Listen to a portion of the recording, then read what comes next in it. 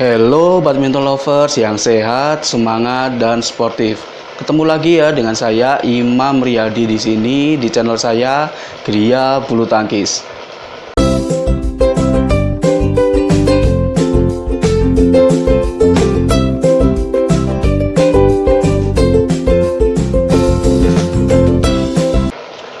Baik, terima kasih ya kalian sudah mau mengklik video ini, dan saya mohon buat teman-teman untuk menonton videonya ini sampai habis ya. Gimana nih kabar keadaan kalian hari ini? Semoga kalian semuanya dalam keadaan sehat-sehat saja dan juga banyak rezeki. Amin ya. Baik, seperti biasanya untuk edisi kali ini saya akan membahas tentang bulu tangkis. Ya iyalah, karena memang channelnya adalah Gria Bulu Tangkis, jadi saya akan membahas all everything about badminton. Nah, di channel Gria Bulu Tangkis ini kan ada 3 segmen ya, yaitu Aku dan Bintang, Flashback, dan juga Serba-serbi Bulu Tangkis. Kalau kemarin di segmen Aku dan Bintang, saya sudah membahas tentang profil dari Mbak Susi Susanti. Terus di segmen Flashback saya juga membahas atau memberikan cuplikan video pertandingan antara Tantowi Ahmad dan juga Liliana Natsir yang menghadapi Sujen dan Majin di kejuaraan dunia tahun 2013. Sekarang kita ada di edisi yaitu serba-serbi bulu tangkis. Baik, di segmen serba-serbi bulu tangkis saya akan memberikan informasi tentang dunia perbulu tangkisan yang ter-up to date, yang paling baru. Kalau kemarin saya sudah memberikan hasil pertandingan dari simulasi Olimpiade Tokyo 2021 cabang bulu tangkis. Gimana kalau untuk edisi kali ini di segmen serba-serbi bulu tangkis saya akan membahas tentang fakta-fakta menarik di Olimpiade Tokyo 2021 cabang bulu tangkis. Kalian jangan kemana-mana, tonton videonya sampai habis ya. Olimpiade adalah pesta olahraga terbesar dan paling bergengsi di dunia. Kenapa dikatakan demikian? Karena Olimpiade ini diikuti oleh seluruh negara yang ada di dunia. Sedangkan untuk atlet-atlet yang bertanding atau berlaga di Olimpiade ini adalah atlet-atlet pilihan ya. Karena memang untuk bisa mengikuti Olimpiade ini mereka harus mengikuti terlebih dahulu kualifikasi yang diadakan di setiap cabangnya. Dan sudah dipastikan ya bahwa kualifikasi untuk menuju Olimpiade itu amat sangat ketat. Jadi sudah bisa dipastikan ya bahwa Olimpiade ini adalah puncak dari prestasi dari seorang atlet. Begitu juga dengan bulu tangkis ya teman-teman. Di bulu tangkis ini seperti yang kalian ketahui bahwa setiap negara itu maksimal hanya bisa mengirimkan 2 wakilnya di setiap sektor. Dan untuk memperoleh tiket ke Olimpiade Tokyo ini juga tidak gampang ya, karena memang setiap pemain harus mengikuti kejuaraan-kejuaraan reguler yang diadakan sepanjang tahun ini, dan nanti poinnya akan dikumpulkan dan nanti akan diambil untuk Big Ten saja ya, untuk top ranking aja yang bisa berlaga di Olimpiade Tokyo 2021. Tahu nggak teman-teman bahwa ada fakta menarik di balik Olimpiade Tokyo 2021 cabang bulu tangkis? Baik, saya akan membahasnya satu persatu ya. Dan kalian jangan kemana-mana, kalian tetap stay tune di sini dan tonton videonya ini sampai habis ya.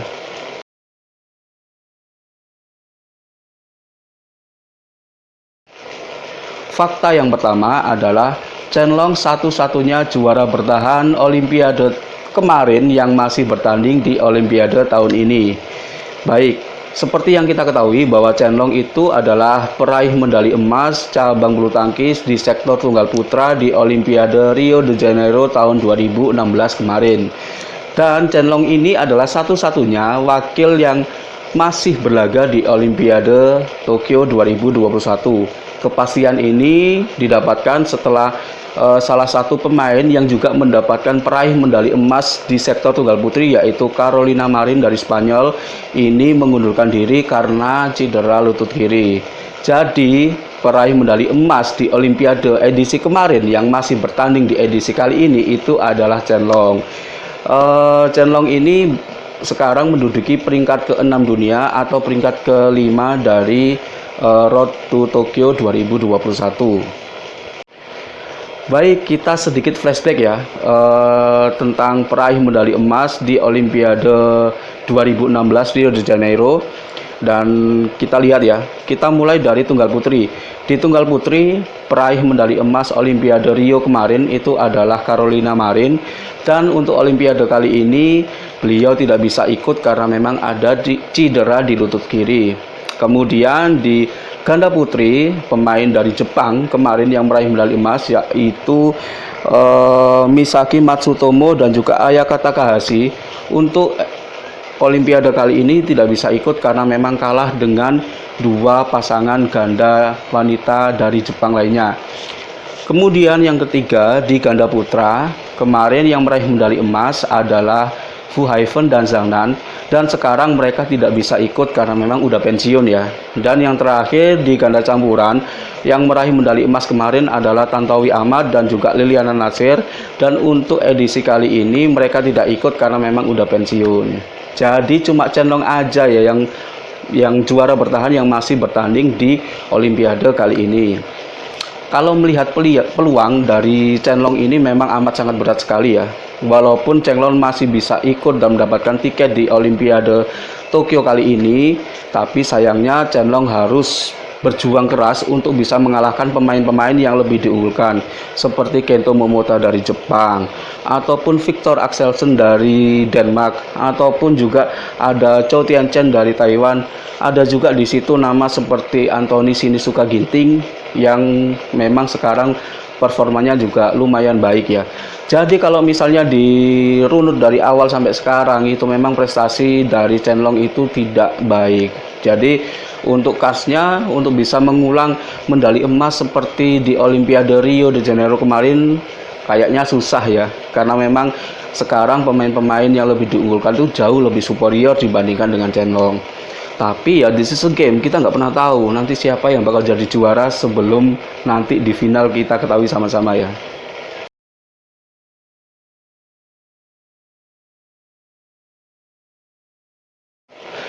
Baik, fakta yang kedua dari Olimpiade Tokyo 2021 cabang bulu tangkis adalah kutukan untuk ganda campuran yang menjuarai All England itu tidak bisa meraih medali emas di Olimpiade. Kalau ngomongin masalah kutukan, itu sebenarnya kita itu percaya nggak percaya ya teman-teman. Saya sendiri juga kurang percaya dengan kutukan atau hal-hal yang seperti itu ya. Tapi ini terjadi di dunia bulu tangkis teman-teman. Kalian percaya atau enggak, kita lihat ya bahwa setiap pemenang ganda campuran di tahun yang sama ketika berlaga di Olimpiade mereka tidak bisa meraih medali emas. Baik, kita akan flashback. Kalau kalian nggak percaya, kita akan flashback ya. Pasangan-pasangan siapa aja sih yang pernah menjuarai All England di tahun yang sama, kemudian mereka berlaga di Olimpiade dan mereka gagal untuk meraih medali emas di Olimpiade. Baik, kita akan flashback ya. Kita mulai di tahun 2004. Pemenang di tahun 2004 di All England itu adalah Kim Dong-moon dan juga Rak Kyung-min dari Korea. Sedangkan pada pergelaran Olimpiade di tahun 2004 yang sama, pemenangnya adalah Zhang Jun dan juga Gao Ling dari Cina. Kemudian di tahun 2008 pemenang All England yaitu Zhang Bo dan Gao Lin dari Cina. Sedangkan yang menjuari Olimpiade di tahun yang sama tahun 2008 adalah Lee Yong-dae dan juga Lee Ho-jung dari Korea. Kemudian kita lanjut di tahun 2012, pemenang All England tahun 2012 adalah Owi dan Butet. Sedangkan yang menjadi juara di Olimpiade 2012 adalah Zhang Nan dan juga Zhou Yunlei. Untuk tahun 2016, pemenang All England-nya di tahun 2016 adalah Praven dan juga Debbie. Kemudian yang menjadi juara adalah Owi dan Butet di tahun yang sama di Olimpiade 2016. Nah, ada cerita unik nih ya. Sebenarnya Olimpiade ini kan diadakan pada tahun 2020 kemarin. Tapi karena ada pandemi seperti sekarang, akhirnya Olimpiade itu diundurkan tahun 2021. Tahu nggak sih kalian kalau misalnya sebenarnya juara All England tahun 2020 kemarin seperti yang kita ketahui adalah Praven dan Debbie ya. Tapi untungnya Olimpiade tidak diadakan di tahun 2000. Jadi mudah-mudahan ini adalah tanda baik ya bahwa nanti di 2021 barangkali ya, siapa tahu, kita doakan sama-sama bahwa nanti yang akan menjadi juara itu adalah Praven dan juga Debbie. Ya Praven dan juga Melati maksud saya. Kita tunggu aja ya nanti hasilnya seperti apa. Mudah-mudahan Praven dan Melati bisa menampilkan permainan yang terbaik ya ketika Olimpiade 2021 di Tokyo nanti.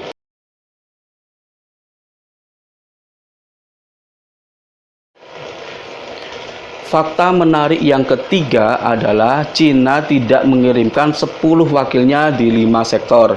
Seperti yang kita ketahui ya, bahwa Cina itu selalu mengirimkan 2 wakilnya di setiap sektor. Jadi karena bulu tangkis ada 5 sektor, berarti setiap pegelaran Olimpiade Cina selalu mengirimkan 10 sektor. Sedangkan untuk edisi kali ini Cina hanya mengirimkan 9 wakilnya di semua sektor. Jadi satu-satunya sektor yang tidak dikirimkan 2 wakil oleh Cina itu adalah di cabang, maksudnya di sektor ganda putra. Sedangkan untuk Indonesia sendiri mengirimkan 7 wakilnya di 5 sektor. Seperti yang kita ketahui ya, kita akan bahas satu-satu ya. Indonesia mengirimkan 7 wakilnya, yaitu 2 wakil di ganda putra diwakili oleh peringkat 1 dan 2 dunia, yaitu The Minions dan juga The Daddies. Untuk di tunggal putra, Indonesia juga diwakili 2 wakilnya, yaitu Anthony Sinisuka Ginting dan juga Jonathan Christie. Sedangkan di tunggal putri, Indonesia mengirimkan 1 wakilnya, yaitu Gregoria Mariska Tunjung. Sedangkan di ganda putri, Indonesia mengirimkan 1 wakilnya, yaitu pasangan nomor 8 dunia Grecia Polii dan juga Apriani. Sedangkan di sektor ganda campuran, Indonesia mengirimkan 1 wakilnya, yaitu Praven Jordan dan juga Deva Melati. Kita lihat ya nanti gimana hasilnya dari 7 wakil yang dikirimkan oleh Indonesia. Mudah-mudahan paling enggak 1 atau 2 medali emas dari ganda putra ataupun ganda campuran, mungkin tunggal putra ya, siapa tahu. Kita doakan sama-sama supaya atlet-atlet Indonesia ini bisa bermain dengan baik, bermain maksimal di Olimpiade Tokyo 2021 nanti.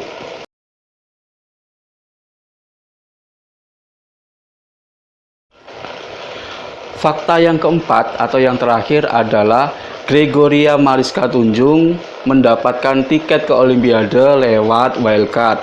Sedangkan Gregoria Mariska Tunjung juga menjadi salah satu pemain kuda hitam yang dirilis oleh BWF. Jadi pemain kuda hitam ini adalah pemain-pemain non-unggulan yang kemungkinan bisa mengalahkan pemain-pemain unggulan. Kalau melihat seperti ini kayaknya saya kok agak kurang optimis ya terhadap Gregoria Mariska Tunjung ini ya. Seperti yang kita ketahui dari beberapa simulasi, Grego selalu dikalahkan oleh pemain-pemain yang ada di bawahnya. Coba deh kita lihat yang kemarin aja barusan ya, Grego dikalahkan oleh pemain muda kita yaitu Esther. Sebelumnya juga Grego di simulasi Uber Cup juga dikalahkan oleh Putri KW. Jadi kalau misalnya Gregoria Mariska dibilang kuda hitam ya mudah-mudahan aja seperti itu ya.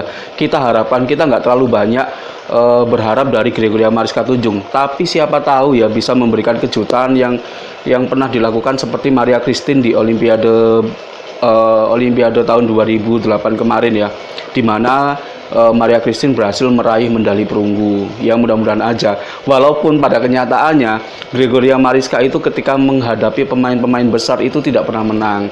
Jadi pernah bertemu dengan Tai Suying juga nggak pernah menang, sama Pusalaf Sindu juga nggak pernah menang. Jadi ya harapannya juga lumayan tipis ya kalau di sektor tunggal putri ini. Ya mudah-mudahan aja Grego bisa bermain baik tanpa beban, tanpa apa, karena memang tidak dijagokan. Jadi ya mudah-mudahan ada keajaiban ya di dalam diri Gregoria Mariska.